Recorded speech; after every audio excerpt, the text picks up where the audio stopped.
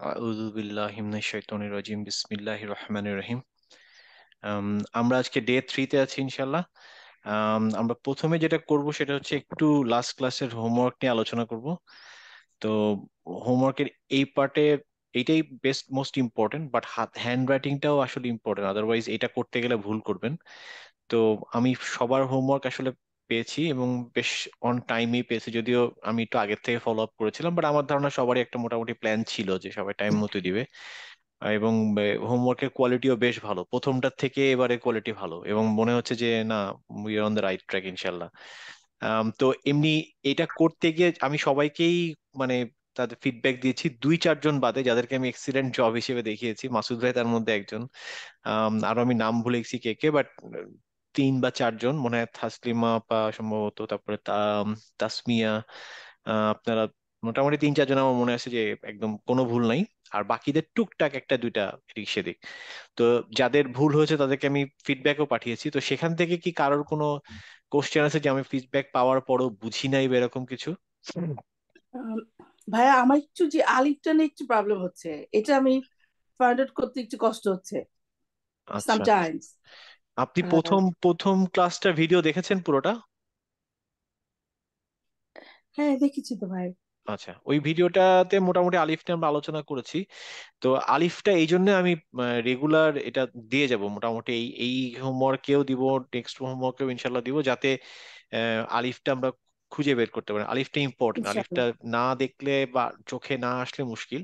তো এই জন্য আমার এই এই যে পার্টিকুলার যে হোমওয়ার্ক যেটা দেখতে পাচ্ছেন, এইটা আসলে এই লাস্ট ব্যাচ থেকেই শুরু করে এবং এটা খুব কাজে দেয় পরে গিয়ে, যে আমার আইডেন্টিফাই করা। আপনি পরে বুঝবেন যখন মোটামুটি 10-15টা ক্লাস চলে যাবে, তখন দেখবেন অক্ষরগুলো একদম চোখের মধ্যে ভাসবে। এখন এখানে আপনি যেহেতু বললেন আপনার প্রবলেম হয়েছে, কোনটাতে মনে হয়েছে যে আপনি কনফিউশন ছিল বলেন তো, আমি সেটা আমি একটু বুঝিয়ে দিই। না, আমি মানে অনেক সময় দেখা যায় যে আমি বুঝতেছি যে এটা আলিফ, বাট আপনি যখন কারেকশন করে দিচ্ছেন সেটা না। হ্যাঁ, আচ্ছা তো আচ্ছা, সব এখন আমি সব এটা ক্ষেত্রে না, থামস, দুই একটা জায়গায়। একটা রুল বলে দিই যেটা ইজি মনে রাখার জন্য, সব সোজা। সেটা হচ্ছে আলিফের উপরে নিচে কোনো হারাকা হবে না। হারাকা মানে কি? দাম্মা, কাসরা, মানে ফাথা, আচ্ছা মানে জবর আচ্ছা জের পেশ, এটা হবে না। যেমন দেখেন এখানে প্রথমে আচ্ছা দেখেন এতে এই যে কাফ, কাফের সাথে একটা আলিফ গেছে, তার মানে আলিফের উপরে কোনো হারাকা নাই। তো যখনই আচ্ছা তার কোনো আচ্ছা, হারাকা নাই, তার মানে এটা আলিফ। আলিফ। এটা আচ্ছা হচ্ছে একদম কমন বোঝার জন্য সবচেয়ে ইজি ওয়ে। হ্যাঁ, আচ্ছা, আচ্ছা। এইটা একটা জিনিস। আর একটা হচ্ছে যে অনেক সময় শব্দের মাঝখানে, যেমন ধরেন এইটা, এইটা কি লাম না আলিফ? সরি, কোন? আবার এই যে একটু বিতে, প্লিজ। বিতে দেখেন একটা লম্বা না, করে। এটা আলিফ না হ্যাঁ, যেহেতু। এইটা আলিফ না বোঝার কারণ হচ্ছে যে আলিফ কখনো বাম দিকের সাথে জোড়ে না, জোড়ে ডান দিক থেকে। ডান দিক থেকে। যেমন এই হুম দেখেন, এই যে তা, তায়ের সাথে এইটা, এটা আলিফ হতো যদি উপরে টু না থাকতো, তাহলে এটা আলিফ হতো। হ্যাঁ, যেমন এই যে আচ্ছা। কাফ, কাফের সাথে এদিক থেকে আসছে, অতএব হ্যাঁ, এটা আলিফ আলিফ। সবসময় ডান দিক থেকে আসে, বাম দিকের সাথে মেলে না। যেমন নুনের সাথে কিন্তু সেরকম করে মিলে যায়নি, তাই না? হুম হুম হুম তার মানে এটা আরেকটা ওয়ে যে বোঝার, আলিফ বোঝার, একটা হচ্ছে যে আলিফের উপরে কোনো হারাকা থাকবে না। আর হচ্ছে যে আলিফ কখনো বাম দিকের অক্ষরের সাথে জুড়ে যায় না, সে ডান দিকের অক্ষরের সাথে জোড়ে। এই দুইটা হচ্ছে কমন। আচ্ছা, তারপরে হচ্ছে যে যেহেতু বললাম হারাকা নাই, তাহলে যেহেতু হারাকা নাই তার মানে এইসব টু, হাম, ফাথা এগুলো কোনোটাই হবে না। আর হুম একটা যেটা হতে পারে সেটি ছোটগুলা, এই ছোট ছোটগুলা, ছোট ছোটগুলা, এই ছোটগুলো একটু চোখ দিয়ে দেখতে হবে যে ছোট ছোট ছোট ছোট কিছু থাকবে, যেমন এখানে থাকবে, এখানে থাকবে, এখানে থাকবে। হ্যাঁ, হুম হুম আচ্ছা, আরেকটা জিনিস হচ্ছে যেটা হচ্ছে যে আলিফ যদি কোনো অক্ষরের ওপরে এসে বসে, যেমন এটা হচ্ছে ইয়া, ইয়ার উপরে এসে হুম বসছে, হুম হুম। এই যখনই ইয়ার উপরে এসে বসবে ইট উইল বিকাম আলিফ। সেই ক্ষেত্রে ইয়া অবসলিউট হয়ে যাবে। যদি আমি চোখে দেখতে পাচ্ছি yeah, but it won't be yeah anymore because তার মাথার উপরে আলিফ আছে। হুম, হুম। কিন্তু এই আলিফটা যদি এই ইয়ার সামনে আসতো, তখন আবার ইয়াও থাকতো, আলিফও থাকতো। যেমন দেখেন এইখানে ওয়াও, ওয়াও কিন্তু ওয়াও এর মাথার উপরে কিন্তু আলিফ আসে না, আসছে একটু সামনে। যেহেতু সামনে আহ, আসছে, সো আলিফ ইজ আলিফ, ওয়া ইজ ওয়া। সো এ কেউ কারোরকে নিচ্ছে না। কিন্তু এরকম সিচুয়েশনও আসতে পারে যেখানে আলিফটা ওয়া এর মাথার উপরে আসবে। যদি কখনো আসে, সেই ক্ষেত্রে ওয়াওকে আমি কনসিডারই করব না। যেমন এখানে আলহামদুলিল্লাহ। নিচে দেখেন ফা, ফা, আর এটা হচ্ছে হা, ফা এবং হায়ের মাঝখানে আলিফ, that means this is Alif. But এই আলিফ যদি কোনো কারণে হায়ের উপরে চলে আসতো, তখন সে হা থাকতো না, ওটা আলিফ হয়ে যেত। হয় না সাধারণত। আলিফ সাধারণত এই ওয়াও ইয়া এই দুটার উপরে আসে, অন্য কিছুর উপর আসে না। যেমন এখানে দেখেন ইয়া, ইয়ার উপরে যেহেতু আলিফ চলে হুম আসছে, হুম it is Alif, no more ইয়া। হুম হুম। তার মানে রুলস কি কি শিখলাম? প্রথমে শিখলাম হচ্ছে যে আলিফের কোনো হারাকা থাকতে পারবে না। হারকা থাকবে না, হুম। তারপরে হচ্ছে যে আলিফ কখনো বাম ও, দিকে বাম অক্ষরের দিকে সাথে যাবে মেলে না, হ্যাঁ। মেলে না, ডান দিক থেকে, হ্যাঁ। ডান দিক থেকে হবে। আলিফে ছোট ছোট ছোট ছোট আলিফ হতে পারে, এবং আলিফ যদি কখনো ইয়া বা ওয়াও এর উপরে বসে তাহলে সেটাও আলিফ, নিচের অক্ষরটার কোনো দাম থাকে না। আর একটা লাস্ট হচ্ছে আলিফ, এই যে লাম আলিফের ভিতরে একটা আলিফ থাকে, এইটা লাম, এখানে একটা আলিফ। এই লাম আলিফ দুই রকমের চেহারা আছে, এরকম আছে আর একটা হচ্ছে এরকম ক্রস করার মতো। এই যে এইটা, এখানে একটা আলিফ আছে দেখেন বিতে, ও, এখানেও একটা আলিফ আছে। এতে হুম হুম। প্রথমে হচ্ছে লাম, দেন আলিফ। এই জন্য আলিফ চেনাটা ইম্পর্টেন্ট, এবং আমি আজকে এখনো বললাম এটা ভিডিওতে থাকবে, এটা এই পার্টটা শুনে নিয়েন পরে, যে চার পাঁচটা যেগুলো বললাম যদি কখনো মিস হয়। বাকিরা কি ক্লিয়ার আলিফ নিয়ে? আলিফ নিয়ে অনেকেরই একটা দুটা ভুল আলিফে হচ্ছেই সবারই। তো আলহামদুলিল্লাহ ভাই, অনেক আমার ক্লিয়ার কিছু হলাম। কোশ্চেন ছিল। জি বলেন। মিথুন, আমার কিছু কোশ্চেন ছিল। হ্যাঁ বলেন। যে আলিফের উপর যে এটা তো বলা হলো যে আলিফের উপর কোনো হারাকা থাকবে না, হ্যাঁ। দ্যাটস আলিফ। হ্যাঁ। আর হামজাতুল ওয়াসিল হচ্ছে যে যার উপর এইটা হামজা থাকতে পারে, না, পেশ হামজাতুল থাকতে ওয়াসিল পারে হচ্ছে বা এইটা। জিরো। হামজাতুল ওয়াসিল হচ্ছে এইটা, আর এইটা হচ্ছে খালি হামজা, নর্মাল হামজা আর কি। ও, ওকে।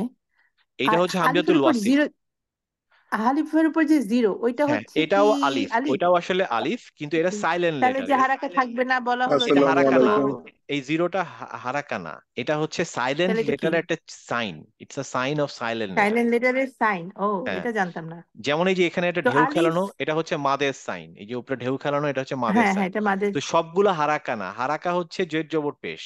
এর বাইরে যেসব চিহ্নগুলা, এগুলা হচ্ছে কোন একটা সাইন। তো আমরা কিছু কিছু সাইন এখন শিখতেছি, কিছু কিছু সাইন আমরা পরে শিখবো।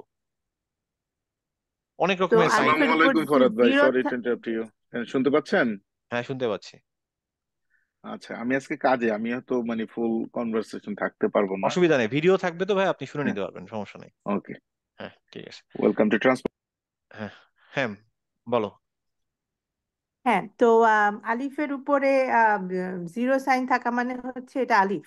হ্যাঁ এটা আলিফ, ওটা আমরা পড়বো না বিকজ অফ সাইলেন্ট লেটার, যেহেতু জিরো আছে। এটা জিরো আছে, তাহলে এটা তো আলাদা করে মানে এটা, মানে এটা এটা আলিফ মানে চেনার বোঝা জন্য ইট ইজ আলিফ, বাট যখন আমরা আলিফ আসলে বলা হচ্ছে, রিসাইটেশন করব তখন আমাদের ওটা পড়তে হবে না। পড়তে এখন হবে না। ও, পড়তে ওকে। হবে না, তো এটা যেহেতু বিগ সাইলেন্ট ডিল, লেটার। হ্যাঁ এটা আসলে। হ্যাঁ। আর যখন এই যে পেশের মতো সাইন থাকবে আলিফের উপরে, এটা এটা তখন হচ্ছে হামজাতুল ওয়াসিল। হামজাতুল ওয়াসিল উচ্চারণটা কি হবে? সেটা আমরা আ অনেক পরে শিখবো। এখন বললাম না, ও, এটা আমি এখন বলবো না, কারণ এটা বললে হাফ অফ দ্য ক্লাস বুঝবে না, তারা কনফিউজ হয়ে যাবে। বাট টেনশন নেওয়ার দরকার নেই, ও, আমি তোমাকে ওকে ওকে দরকার আলাদা অফলাইনে বুঝিয়ে দিব। ওটা আরো ওকে, প্রায় ঠিক আছে। আমরা 2 মাস পরে শিখবো।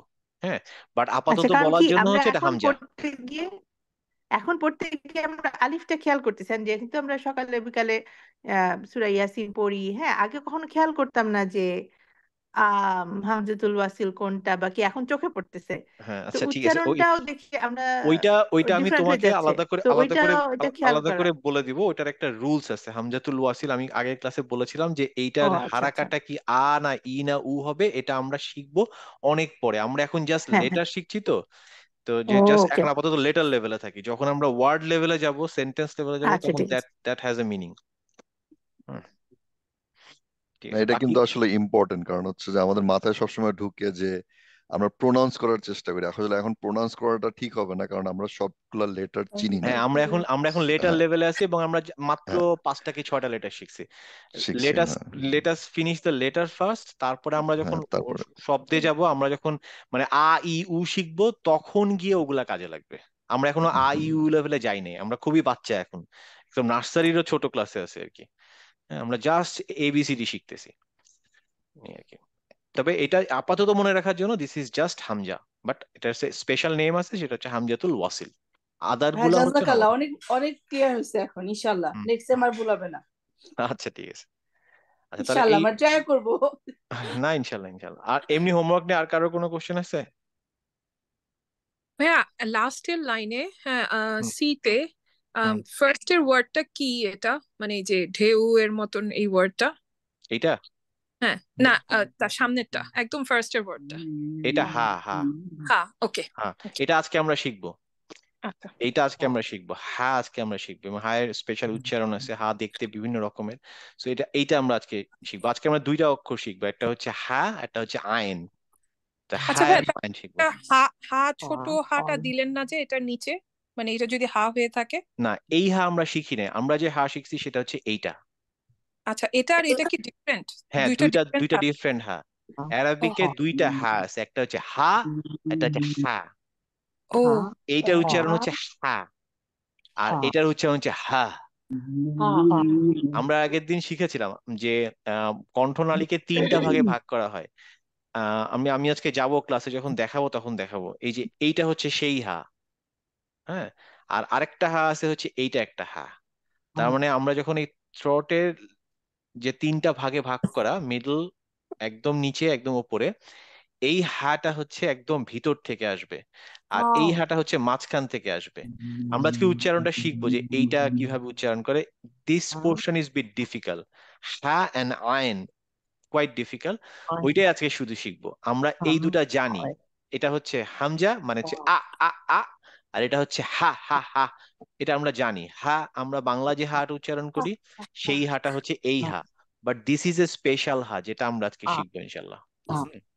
আমি আমি দেখাবো কোন জায়গা থেকে উচ্চারণ করতে হবে। হ্যাঁ, আচ্ছা, এছাড়া এই হা নিয়েও অনেকে ভুল করছে, ভাবছে যে এটাও হা, এই হায়ের নিচে হা চিহ্ন দিচ্ছে।